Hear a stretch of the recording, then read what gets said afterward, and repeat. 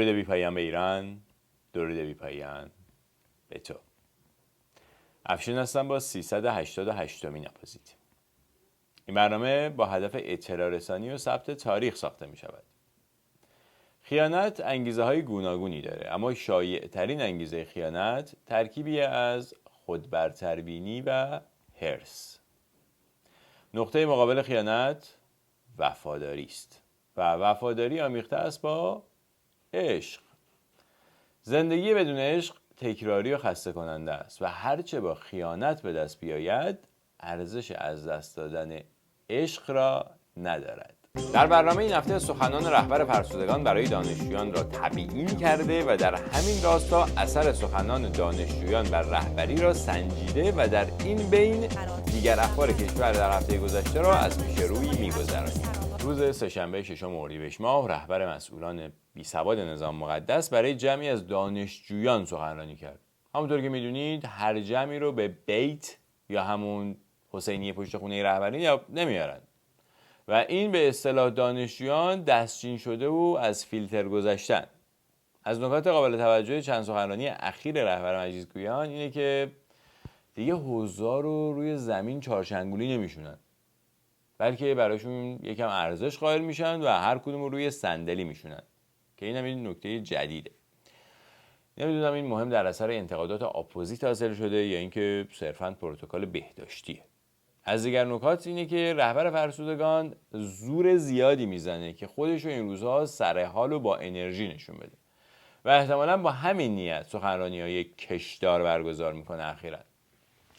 یعنی یه موضوع رو با جمله‌بندی‌های مختلف چندین بار تکرار میکنه تا اینکه برسه به موضوع بعدی و این سخنرانی‌هاشو خسته کننده ترم کرده.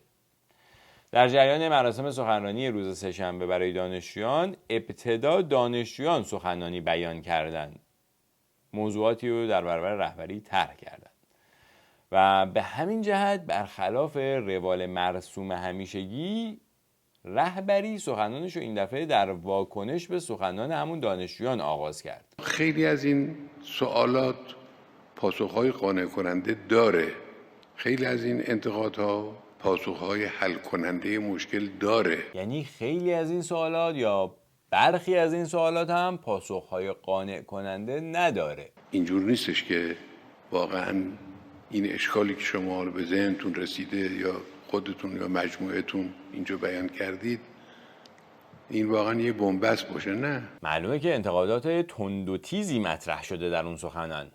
از همین بیانات رهبری میشه نتیجه گیری کرد که زاویه نگاه رهبر مجلسگویان با همین دانشجویان حکومتی هم چقدر تفاوت داره. قابل درک هم هست، بالاخره این دانشجوها جای نتیجه رهبری هست. خلاصه سخنان دانشجویان بدجوری رو دل رهبر مجلسگویان موند، چون تا آخر این سخنرانی بارها به این سخنان یعنی به اون سخنان اشاره کرد. تو صحبت‌های شما پیشنهادهایی هم بود که ممکنه بعضی از اون پیشنهادها واقعا عملی و امکان پذیر باشه، لکن عمده اشکال و انتقاد بود. توجه کردی؟ 43 سال بعد از برقراری نظام اسلامی و استقرار حکومت ولایت فقیه و بعد از چند نوبت تسویه نظام اسلامی به نفع ولایت فقیه، دانشجویان مؤمن و حکومتی میان در حضور ولایت فقیه انقدر از نظامش انتقاد میکنن که صداش در میاد. یعنی جمهوری اسلامی هیچ وجه قابل تعریف و تمجیدی نداره دیگه و حتی دانشجویان حکومتی هم اینو فهمیدن که باید از خیال پردازی های رهبر فرسودگان فاصله بگیرن، چون واقعیت جامعه هر روز میخوره تو صورتشون و دیگه نمیشه از خرابی اوضاع چشم‌پوشی کرد. مشکل ما اینه که شماها گفت شنود با مسئولین مربوطه ندارید. نیست مسئولین مربوطه خیلی در دسترسن، تقصیر منتقدینه که با اون مسئولین گفت و شنود ندارن و مشکل پیدا کردن، وگرنه مسئولین توجیهشون میکردن مثل رهبری و خلاصه یه جوری راضیشون میکردن تا اینا هم چشمشون روی مشکلات کشور ببندن. خب سفارش کردم به مسئولین، هم وزرا باید بیان با شماها صحبت کنن، هم مسئولین دستگاه‌های مختلف، حالا مثلا اسم ستاد کل آورده شد، اسم سپاه آورده شد، خب بیان حرف بزنن، بیان بگن. خیلی از این حرفا قابل توضیحه. منظور رهبر فرسودگان اینه که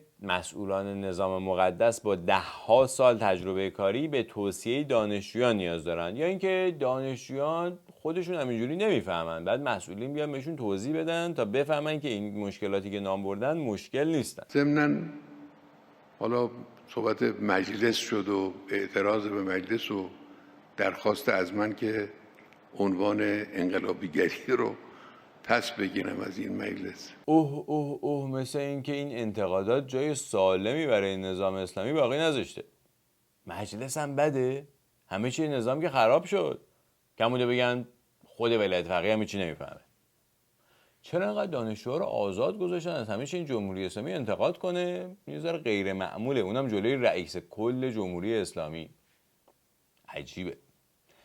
عنوان انقلابیگری البته واقعا برازنده همین مجلسه. همگی از دم یه چفیه روشونشون و دستشون تا آرنج تو خزانه ملت. از ابتدا همه انقلابیون همین رفتار رو داشتن البته. یعنی شما محض نمونه حتی یه دونه انقلابی سالم هم پیدا نمی‌کنید. مخصوصا اونایی که از همون روزهای ابتدایی انقلاب اسلامی پا به عرصه قدرت گذاشتن. هرچی انقلابی تر، دزدتر و بیرحمتر. انقلابی هن.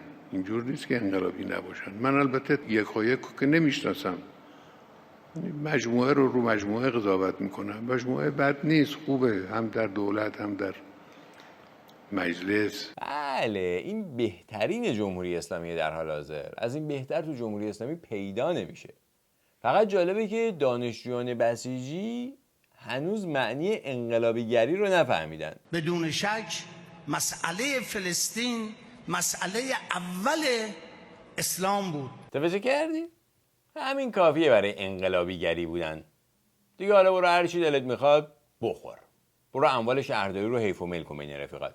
یا اصلا بفروش پولشو بذار جیبت. برو زمین‌های مرغوب شمال پایتخت رو تصاحب کن به عناوین مختلف. برای یه مش پول با نابودی محیط زیست کشور موافقت کن. هر کی هم اعتراض کرد با تیر بزن به مغزش. فقط کافی از آرمان فلسطین دفاع کنی. همه چی مجازه. اینا همه از معجزات اسلامه. و اما مطالبی که من بخوام عرض بکنم، اولین مطلب یک کلمه موعظه. میخوام یه موعظه بکنم. مسلماً بعد از شنیدن اون همه انتقادات بی جواب مجبور میشه از آستینش یه موعظه در بیاره.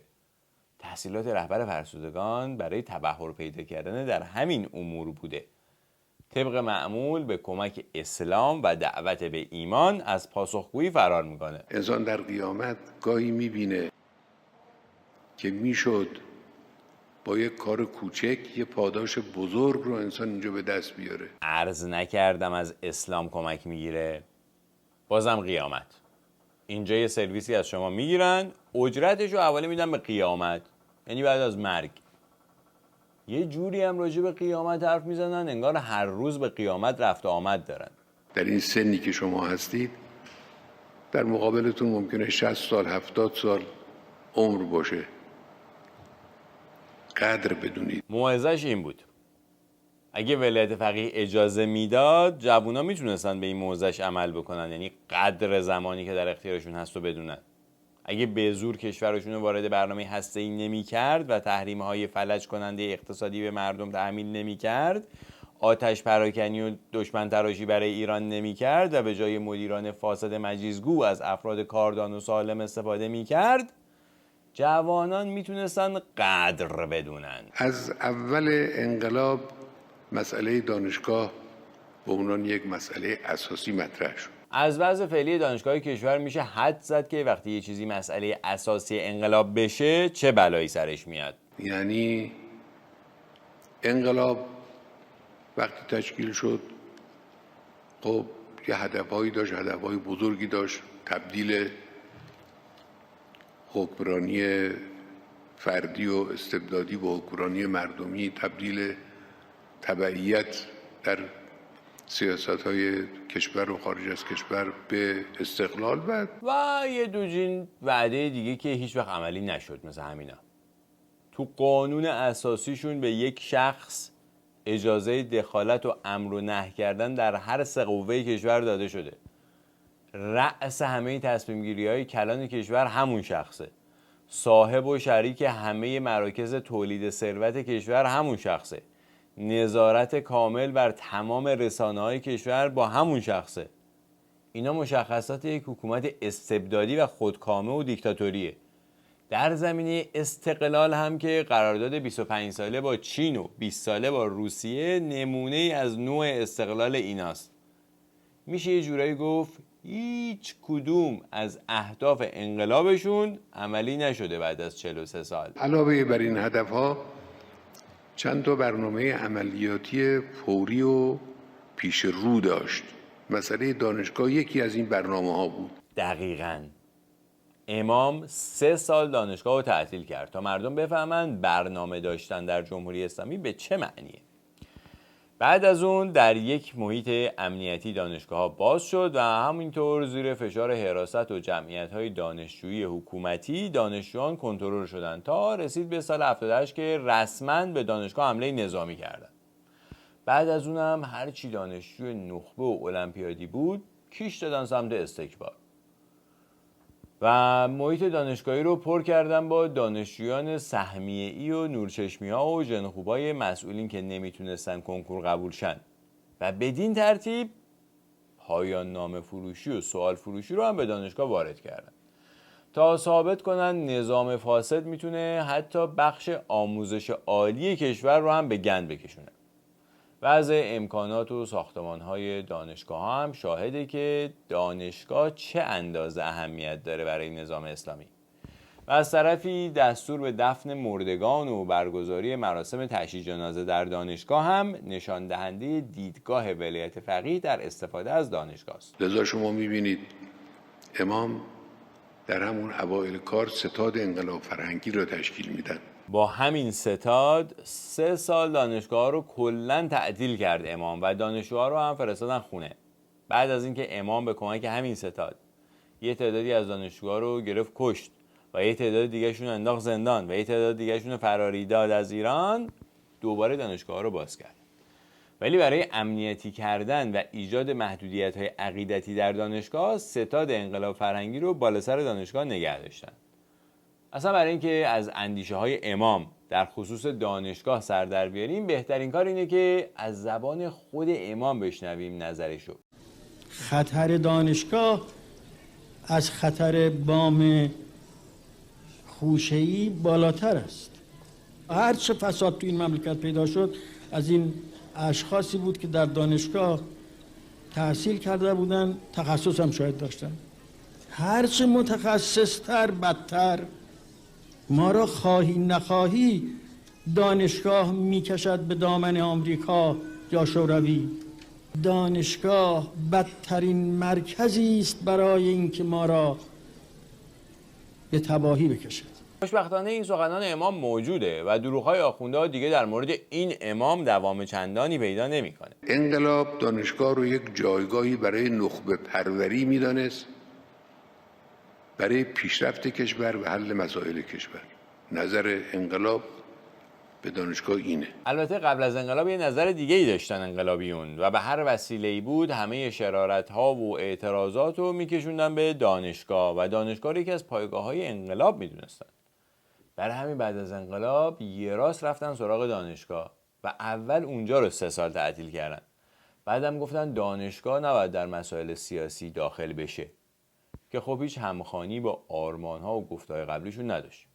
این شد که با احداث انجمن‌های مختلف حکومتی درون دانشگاهی مثل بسیج دانشجویی و دفتر تحکیم وحدت و از این قبیل این مشکل رو هم حل کردن و به مرور زمان همون انجمن‌ها و تشکل‌ها رو هم اخته کردن به نوعی تا اینکه غیر از مجیزگویی حکومت کار دیگه‌ای نکنن دانشجوها. الان هم رهبر نظام یا امام ثانی انقلاب اومده میگه اصلا دانشگاه فقط جایگاه نخبه پروریه نه چیز دیگه ای. انقلاب چیکار کرد برای دانشگاه؟ کار بزرگی که انقلاب برای دانشگاه کرد عبارت بود از هویت بخشی به دانشگاه. یعنی انقلاب دانشگاه‌های بزرگ و بروز نساخت برای مردم. 1/100 خرجی که در ساخت حرم عقیله بنی عباس در عراق کرد رو خرج تعمیر همین دانشگاه‌های فعلی نکرد. 1/100 خرجی که برای احداث امامزاده ها و عبادتگاه های شیعی کرد صرف ساخت دانشگاه برای مردم ایران نکرد. 4 آزمایشگاه علمی بروز، یعنی با امکانات بروز دنیا، برای دانشجویان کشور درست نکرد. حتی به ساختمان‌های همون دانشگاه‌های قدیمی هم رسیدگی درستی نکرد. در عوض هویت بخشی کرد. یه چیز گنگ و غیر قابل اندازه‌گیری. کلا دستاوردهای نظام اسلامی برای مردم ایران همین جوریه. یا اون دانشجویانی که رفتن سفارت آمریکا رو به عنوان مرکز توطئه علیه نظام اسلامی تسخیر کردن، میفهمیدن دارن چی کار میکنن. بله میفهمیدن یا بهشون فهمونده بودن که بعدن میتونن بچهای خودشون رو بفرستن آمریکا زندگی کنن، بریش مردم هم بخندن. فقط مردم نمیفهمیدن و سر کار بودن. هرچند که اون دانشجویان هیچ کدومشون واقعا دانشجو نبودن، ولیت مداران مجیزگو و عموماً بیسواد جوان بودن. خلاصه اون موقع خوب بود دانشگاه در امور سیاسی کشور دخالت کنه. بعد که امام خرش از پل گذشت، دانشگاه رو هم تعطیل کرد برای 3 سال. تمام این مصیبت ها که برای بشر پیش آمده است ریشش از دانشگاه بوده. امام یه همچین موجودیه، اما با تمام این روایت های زنده همچنان این امام جدید دست و پای زیادی میزنه تا نظام اسلامی رو دانشگاه دوست جلوه بده. دانشجوها بیشترین کسانی بودن، شاید به نظرم، حالا آمار نمیتونم بدم، به نظرم بیشترین کسانی بودن که در سپاه عضویت پیدا کردن. در سپاه؟ یعنی این فرماندهان شکمگنده سپاهی دانشجو بودن یه زمانی؟ اگر یک تار مو از یک ایرانی کم شود، تمام کرک و پشم شما را به باد می‌دهیم. یکی بیاد بگه این تو کدوم دانشگاه درس خونده. فرمانده قبلی هم، یعنی فرمانده قبلی سپاه هم دست کمی از این نداشت. 2 جمله می‌خواست حرف بزنه 3 دفعه تتبته میگه. رحیم صفوی و محسن رفیق دوست و محسن رضایی و قاسم سلیمانی و شرکا هم هیچ کدومشون در سطح بالاتری صحبت نکردن هیچ وقت. شاید همشون توی دانشگاه درس خونده باشن، کسی چه میدونه. به هر حال پیشینه فرماندهان و سرداران کنونی سپاه شهادت میده که هیچ کدومشون از دم در دانشگاه هم رد نشده بودن تا قبل از اینکه عضو سپاه بشن. در کسوت سپاهی هم فقط برای سرکوب و ارعاب گذرشون به دانشگاه افتاده. اما دانشگاه امروز کشور ما با دانشگاهی که در اول انقلاب ما داشتیم واقعا قابل مقایسه نیست. انصافاً قابل مقایسه نیست. در اون دانشگاه ها اساتید فرهیخته و شایسته که غیر رانتی و غیر حکومتی بودن تدریس میکردن. گاهی حتی اساتید برجسته خارجی می اومدن ایران به دانشجویان ایرانی درس میدادن. اما در دوره اینا اون اساتید رو فراری دادن یا انقدر بهشون بدرفتاری کردن تا خودشون، یعنی بیشترشون، گذاشتن رفتن و بدین ترتیب کیفیت دانشگاه‌های ایران رو در مدت کوتاهی به میزان قابل توجهی پایین آورد انقلاب اسلامی. رهبر فرسودگان هم میدونه اینا رو. به همین دلیل برای مقایسه دانشگاه این زمان و اون زمان به سطح کیفیت علمی یا کیفیت فضای آموزشی اشاره نمیکنه. از لحاظ تعداد دانشجو عرض نکردم خب مسلمه تعداد دانشجوهای یک کشور 82 میلیونی از همون کشور وقتی که 35 میلیون بوده بیشتر میشه. منت چی رو سر مردم میذارن؟ یه دونه دانشگاه به کیفیت دانشگاهی اون دوران نساختن. حتی یه ساختمان دانشگاه هم به کیفیت ساختمان دانشگاه قبلی نیست. یعنی نساختن. همه دانشگاه اسلامی هم که ساختن از دم پولی هن. یه دونه دانشگاه دولتی نساختن. تربیت نخبگان برجسته. ما چقدر نخبه امروز در کشور داریم؟ چقدر؟ نظام اسلامی در این 43 سال یه نخبگانی پرورش داده که بیا و ببین. نوحه‌خوانی متفاوت حاج محمود کریمی در شب قدر واکنش فعالان فضای مجازی رو در پی داشت.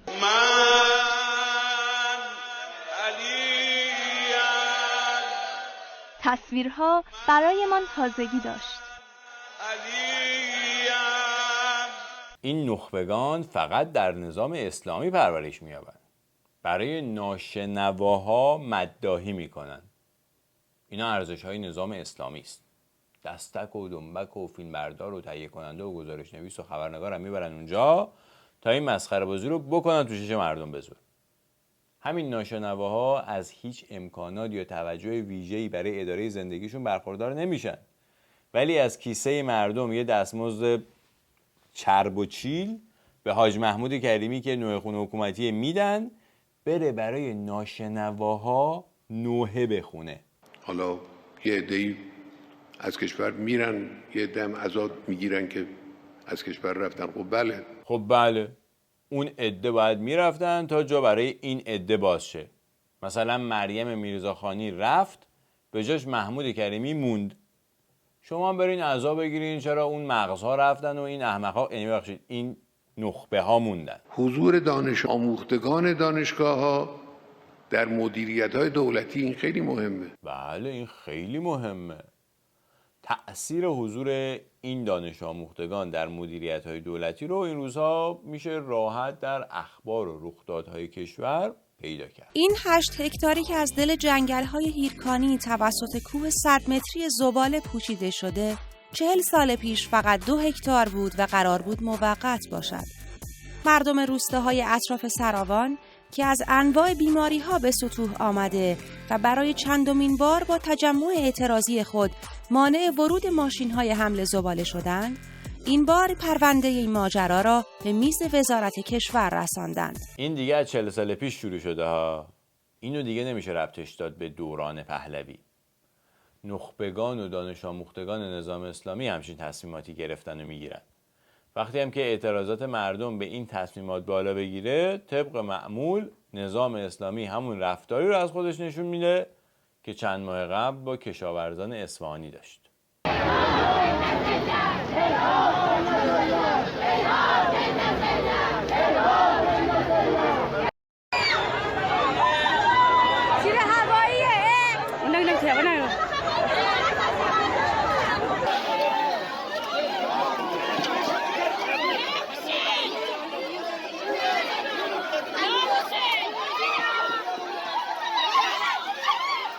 اینا هنرهای نظام اسلامیه.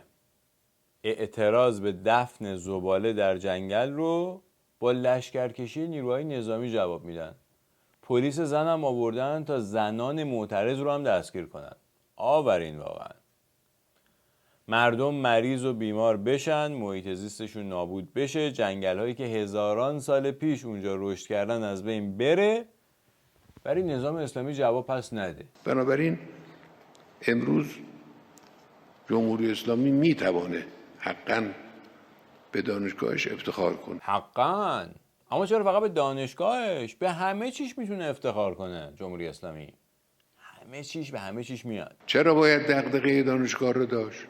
برای اینکه اون جریان وابسته واپسگرای ضد انقلاب به ریشه های خارجی ارتباط داشت و اون ریشه ها هنوز وجود داره و داره حمایت میکنه و داره حمایت میشه. اون جریان در داخل، اون جریان هنوز هست. از این سخنان چند نتیجه میشه گرفت. 1. دغدغه رهبر فرسودگان در مورد دانشگاه‌ها کمبود امکانات یا بالا بودن شهریه برای بسیاری از دانشجویان یا اوضاع خراب خوابگاه‌ها و نظایر آن در دانشگاه کشور نیست. 2.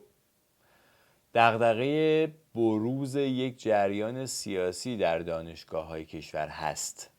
جریانی که 43 سال بعد از استقرار نظام اسلامی با 600 مدل نیروی امنیتی و آموزه‌های دینی همچنان به صورت یک خطر حس میشه که نشان دهنده ناکارآمدی نظام اسلامیه، حتی در این گونه امور. و 3. رهبر فرسودگان که سرآمد جریان‌های فکری واپسگرا و امی جامعه است، جریان مقابل خودش رو واپسگرا مینامه. یعنی خیلی راحت معنی کلمات رو به نفع خودشون تغییر میدن تا حرفشون درست از آب در بیاد. در حقیقت رهبر فرسودگان میخواد جریان‌های اعتراضی که در دانشگاه‌ها به وجود میان رو با عباراتی نظیر هویت زدایی و آرمان زدایی ربط بده به دشمنان خارجی طبق معمول تا راحت‌تر بتونه سرکوبشون کنه اون جریاناتو. اما در تبیین همین آرمان زدایی و همین هویت زدایی که عبارات مندرآوردی خودش هم هست، دچار مشکل و لکنت میشه. آرمان زدایی یعنی بی‌تفاوت کردن افراد نسبت به فقر و فساد و تبعیض. دشمن داره این کار میکنه. فقر و فساد و تبعیض که داره از در و دیوار مملکت بالا میره.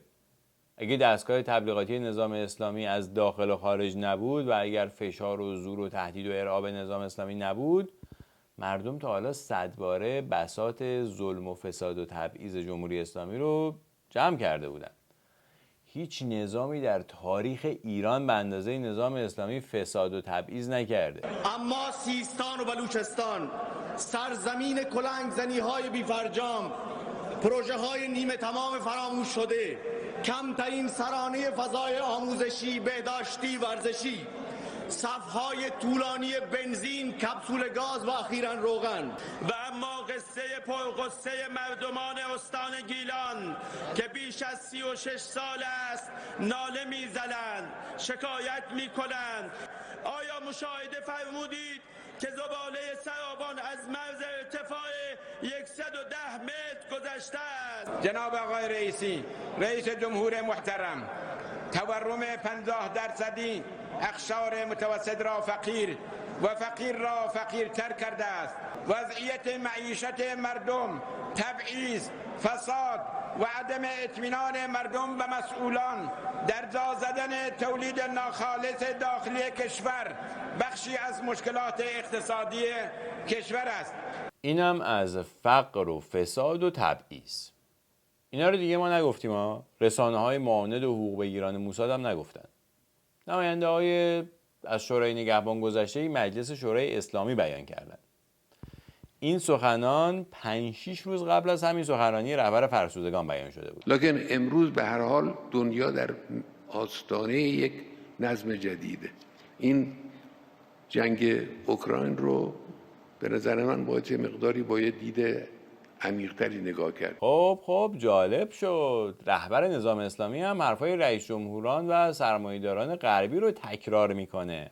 نظم نوین جهان و آینده‌های پیچیده و دشواری رو انسان حدس میزنه که وجود داشته باشه. خب پس آینده پیچیده و دشواری وجود داره.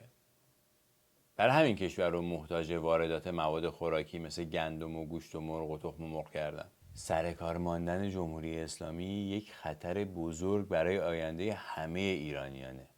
حتی برای شما ولایت مداران و بسیجیان. به هر حال اینم از نکات مهمی بود که نمیدونم رهبر فرسودگان از دهنش برید یا مخصوصاً وسط این سخنرانی طولانی 1 ساعت و نیمی پراند. خب اگر قرار شد که کشور بخواد یه چنین کار بزرگی رو انجام بده، یعنی حضور سخت افزاری و نرم افزاری داشته باشه در تشکیل نظم جدید جهانی، بیشترین مسئولیت به عهده کیست؟ رهبر، بچه رهبر، شورای نگهبان، مجلس خبرگان، آیات اعظام، مداحان بیت، آستان قدس، سپاه پاسداران. کی بیشترین مسئولیت رو داره در همچین موقع حساسی؟ صفوف مقدم کیا هستن؟ دانشجوها، دانشگاهیان. توجه کردی؟ مسئولیتی متوجه اینایی که با نیم کیلو درجه و قپه و با طلبکاری و پررویی اموال مردم میچاپن یا از زیر عمامه‌های سفید و سیاهشون تو زندگی خصوصی مردم هم دخالت میکنن نیست. این همه در میرن اون موقع. دانشجوها و دانشگاه‌ها میمونن که هیچ مسئولیتی بهشون سپرده نمیشه الان. اون موقع مسئول درست کردن خرابکاری این مسئولان امروزی میشن. به همین راحتی. حالا از اونها دیگه میگذرم. چند تا توصیه من دارم. اولین توصیه من به شما دانشجوها پرهیز از انفعال و ناامیدی است. ناامیدی از جمهوری اسلامی البته که در سخنان دانشجویان قبل از سخنان رهبر فرسودگان مشهود بود و این مهم برای بقای جمهوری اسلامی بسیار خطرناکه. بله، نابسامانی‌هایی وجود داره که حالا در بخش‌های مختلف نابسامانی‌هایی کوه 100 متری زباله در جنگل‌های گیلان اسمش نابسامانی نیست، فاجعه است. شما فقط یه نمونه از یه بخش نام ببر در جمهوری اسلامی که درش نابسامانی‌هایی وجود نداشته باشه. اما این نابسامانی‌ها غیر قابل رفعه ابداً. انگار با حرف درست میشه، با یه ابداً گفتن مشکل مردم حل میشه. همین مشکل زباله جنگل‌های گیلان در جنگل‌های مازندران هم هست، در جاهای مختلفش هست. در اطراف بیشتر شهرهای بزرگ و کوچک کشور هم وجود داره همین مشکل. هر سال هم نابسامانیش بیشتر میشه و مستقیم در زندگی و سلامت مردم اثر داره. مسئولینی که خودشون این نابسامانی ها رو به وجود آوردن قطعاً حلال این مشکلات یا نابسامانی ها نخواهند بود. توصیه بعدی این است که با مسائل کشور مماس بشید. مماس بشین یعنی چی؟ مسائل کشور رو از دور که نگاه میکنه انسان یه جوره، وقتی تماس با مسائل پیدا میکنه یه جور دیگه است، گاهی تفاوت میکنه. از اون نظر اتفاقا هرچی بیشتر با مسائل کشور مماس میشیم بیشتر به ناکارآمدی و سفاهت مسئولین نظام مقدس پی میبریم. حالا مثلا مسئله آب رو یکی از دوستان مطرح کردن. خب مسئله آب یه مسئله است که وقتی وارد بشید، تماس پیدا کنید، جستجو کنید، تحقیق کنید، یه نتایج میرسید که با نتایجی که اینجا گفته شد تفاوت داره. چه رو دلش مونده اون مسائلی که اونجا گفته شد، تا آخر سخنرانی یادش نرفت. قبل از اینکه به مسائلی که اونجا گفته شد اشاره کنیم، اول یه نمونه از مسائل آب کشور رو هم ببینیم، یه خورده مماس بشیم.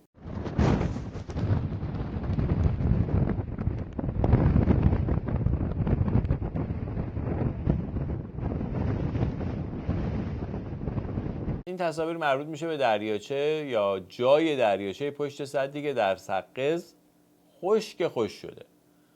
سدی که مثل باقی سدهای کشور با بودجه هنگفت و البته از خزانه ملت به چند برابر قیمت و به دست شرکت‌های سازندگی سپاه و آستان قدس ساخته شده تا مثلا منابع آبی کشور مدیریت بشه. این حاصل مهندسی دانش آموختگان نظام اسلامی. و اما سخنان دانشجویان که من فقط به 3 تاشون گوش دادم و بخش‌هایی از اونها رو براتون گلچین کردم، با هم ببینیم. اما امروز با انبوهی از شوراهای ناکارآمد مواجهیم که هیچ کس هیچ مسئولیتی را در قبال آنها قبول نمی‌کند. امروز با تعدد مجالس قانونگذاری مواجهیم. اوضاع نمایندگی که مبتنی بر قانون اساسی تنها کسی است که قدرت قانونگذاری دارد به جایی رسیده است که اگر بخواهد در مورد ظرفیت پزشکی تصمیم بگیرد میگویند وظیفه شورای عالی انقلاب فرهنگی است. اگر بخواهد در مورد سربازی حرف بزند ستاد کل از او شکایت می‌کند. اگر بخواهد در مورد واردات خودرو قانونگذاری بکند یک هیئت در مجمع تشخیص مانع او می‌شود. در کنار اینها حتی نظر نماینده برای هیئت رئیس مجلس هم مهم نیست. بعضا شاهدیم رؤسای 3 قوه در شورای سران به جای نمایندگان مجلس قانونگذاری می‌کنند و بعضا با پدیده عجیب تجمیع قوا به جای تفکیک قوا مواجهیم. مسئله دیگری که متاسفانه در وضعیت فعلی کشور شاهد آن هستیم یتیم ماندن قانون اساسی است که برخلاف تجربه حکمرانی در سایر کشورها هیچ مرجع و نهادی برای حفظ حرمت قانون اساسی و حراست از آن در کشور وجود ندارد. یعنی جمهوری اسلامی حتی برای ظاهرسازی هم که شده نمیتونه قانون اساسیشو و اصول مملکت داری که تو قانون اساسی خودش بهش متعهد شده رو بهش عمل کنه. این انتقادات از اینم فراتر رفت و شخص رهبر رو به طور ضمنی هدف قرار داد. مسئله بعدی اما در مورد دستگاه‌ها و نهادهایی است که حضرت عالی در موقف‌های مختلف مسئولیت آنها رو بر عهده گرفتید. نهادهای نظیر سپاه پاسداران انقلاب اسلامی، ستاد کل نیروهای مسلح، نهادهای اطلاعاتی امنیتی چون اطلاعات سپاه، دفتر و بیت رهبری. این سوال پیش میاد که چرا مسئله دخالت سرخود و مستقل اعضای دفتر رهبری در موضوعات مختلف سیاسی، اقتصادی و فرهنگی حل نمی‌شود؟ یا در یک مورد دیگر می‌بینیم که سپاه سپاه پاسداران یا بهتر بگوییم برخی از فرماندهان سپاه پاسداران تا آنجا در سیاست و انتخابات ورود پیدا کردند که دو گروه مختلف در سپاه بر سر یک نامزد به جدل می‌پردازند و این دعوا به رسانه نیز کشیده می‌شود، یا اینکه به وضوح می‌بینیم که رسانه‌های منتسب به سپاه در انتخابات رپورتاژ یک لیست انتخاباتی را می‌روند و از یک جناح خاص سیاسی جانبداری می‌کنند. اینکه چرا و چگونه این انتقادات بی سابقه در حضور رهبر فرسودگان بیان شد موضوعی است که میشه به طور جداگانه در موردش حرف زد. اما عنوان شدن همین انتقادات در حضور رئیس همه مسئولین نظام، اونم 43 سال بعد از استقرار نظام اسلامی، خودش نشانگر وضع نابسامان یا بهتر بگم متزلزل در کل نظام اسلامی است. حجم بالای پروژه‌های نیمه تمام و طرح‌های غلط مانند پتروشیمی میانکاله و یا طرح‌های فولادی در وسط کویر و ناکارآمدی مزمن در صنعت خودرو حاصل همین نوع برخورد با مسائل کشور است. شما قرار بود با تغییر دولت و مجلس مشکلات اساسی و معیشت مردم را حل کنید و سفره کوچک شده مردم را بسیط‌تر کنید. پس چه شد؟ قرار بود بساط بانکداری ربوی، راندخواری و تورم افسار گسیخته و اختلاس در کشور جمع شود. پس چه شد؟ آقایان کجای کار هستیم که نه تنها به وفای خود عمل نکردید بلکه وقت خود را صرف زدوبندها و انتصابات اطرافیانتان کردید. در جنبندی این مسائل اینطور به نظر می‌رسد که اوضاع فعلی مملکت در یک وضعیت بی‌قاعدگی به سر می‌برد. همه این انتقادات تند از دولت و مجلس چفیه بدوش و به اصطلاح انقلابی و اصولگرا، اونم در حضور رهبر نظام اسلامی، از یک طرف وضع رو به موت نظام مقدس رو نشون میده و از طرف دیگه میتونه نشانه عمیق‌تر شدن شکاف و اختلافات بین مسئولین باشه. اینو یه جوری باید درستش کرد. درست شدنی به نظر نمیرسه و اما هرچه در فهمت آید آن بود مفهومتون. امیدوارم این برنامه را مفید یافته باشید. اگر یافتید در اشتراک گذاری هم با دیگر دوستانتان جداً کوشا باشید. کمک رسانی به آپوزیت رو هم از یاد مبرید. راه‌های کمک رسانی روی تصویر به نمایش در آمده. حساب پیپل و حساب بانکی. اگر از داخل آمریکا کمک میکنید حساب بانکی بهترین راهه. هزینه اضافه هم کم نمیکنه. ولی اگر از خارج از آمریکا کمک میکنین حساب پیپل بهترین راهه. اگر حساب پیپل ندارین میتونین با مراجعه به وبسایت آپوزیت upozit.com یا zit.com تشریف ببرین اونجا و اون موقع این آیکون دونیت رو میبینین و با کلیک کردن روی این آیکون دونیت میتونین با کردیت کارتتون کمک برسانین به آپوزیت. با سپاس ویژه از شما حامیان برنامه، حامیان مالی برنامه و با سپاس از همه شما بینندگان و همراهان آپوزیت. تا ایداری دیگر شب و روزتون خوش و به امید آزادی در همین نزدیکی.